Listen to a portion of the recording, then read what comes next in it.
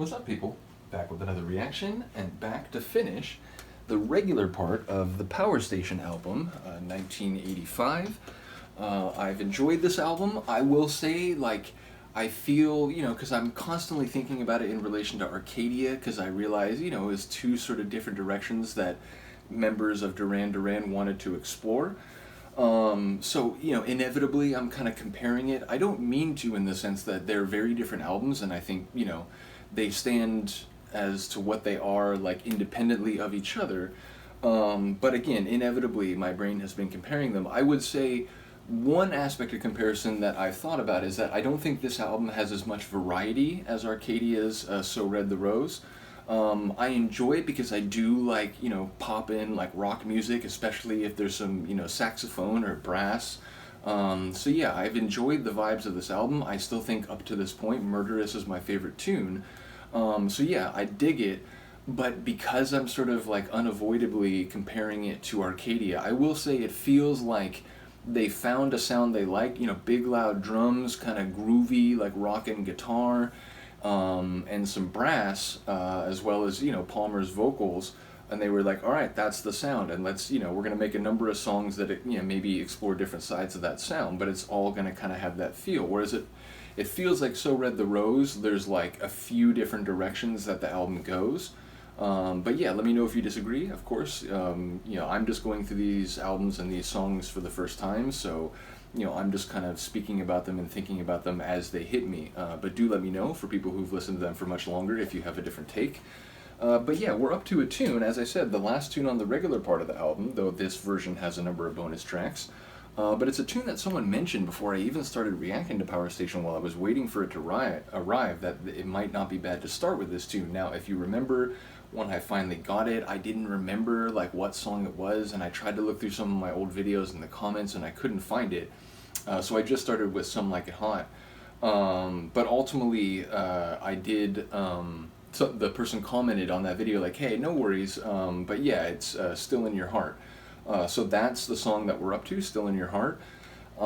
Just as a phrase, it makes me think about sort of like the residual emotion related to some person, or maybe, some place or time of your life, usually, thinking about it in relation to people that were in your life at the time, maybe, where you lived or what you were doing. But ultimately, Still in Your Heart, it's like addressed to a second party, a second person. So perhaps the implication is that the narrator, or the first person, is in one way or another, there's still a place in the other person's heart for them. Now again, that could manifest in different ways. It could be like a longing, like I wish we could go back, like a sort of, maybe nostalgic, although maybe sort of like mournful, that like, man, it's a shame that that relationship isn't around anymore. But also Still in Your Heart could be like, well, it's good that it was over, it wasn't healthy for me or whatever, but man, I still understand why I was into them. I still, enjoyed the connection that we had, even if, it's to bed in my life. So yeah, Still in Your Heart, it obviously, there's an implied narrator and another person, but like I said, it sounds like it's the lingering feeling for, or affinity for, the narrator or the first person, though, like I said, that could come about in a number of different ways. We'll have to see. So let's get to it. This is the Power Station, Still in Your Heart, from their 1985 self-titled album. Oh. Okay, so I make a big thing about how everything sounds similar. This feels different than most of the other album already.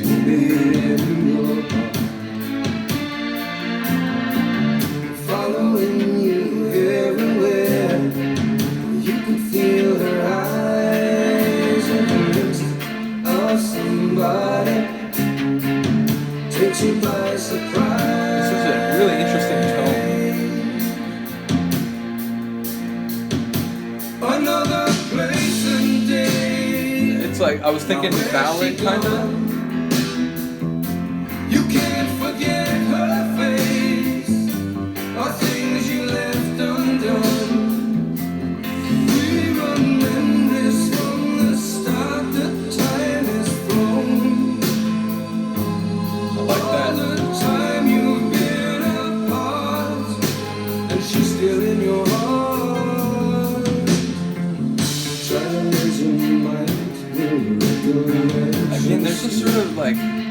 a darkness to the tune.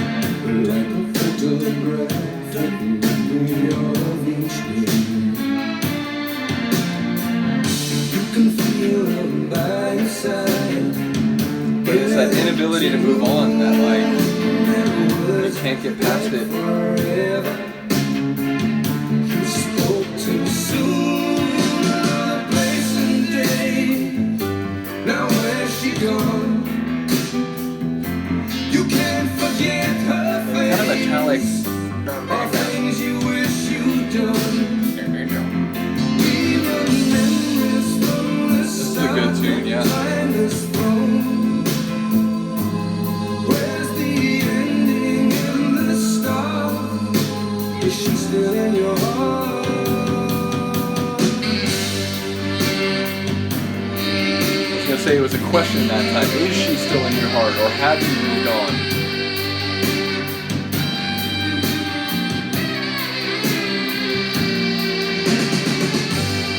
I do love those drum rolls. Second time I noticed that.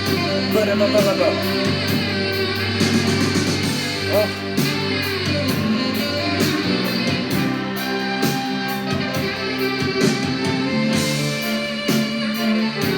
I love the sax.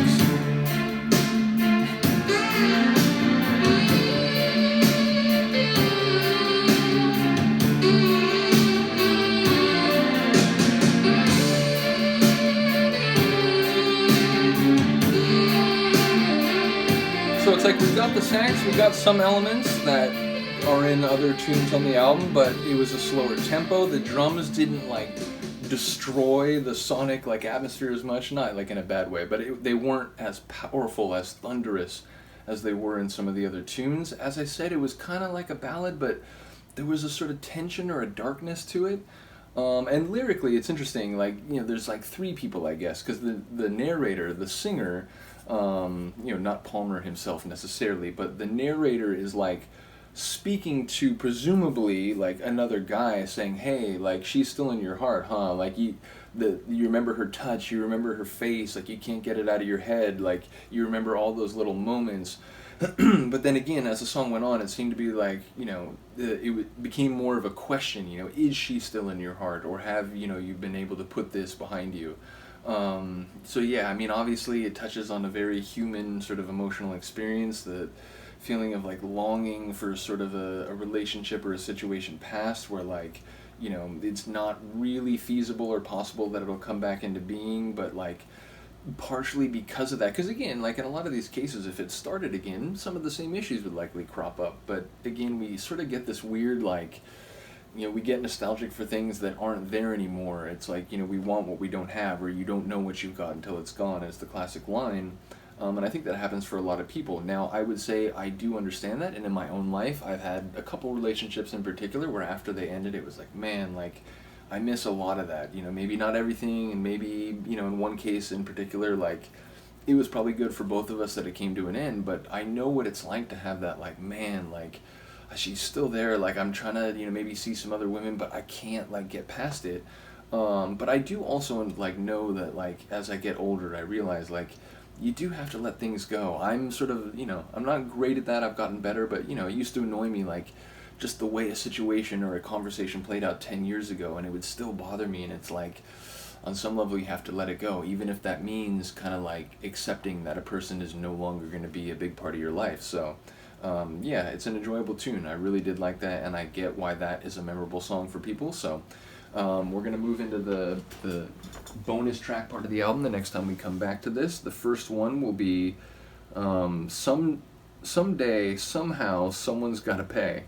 I'm amused by the line and the sort of generic framing of that, but yeah, we'll have to see what that's like when we come back for it. Let me know what you think of this one, and other than that, I will see you next time.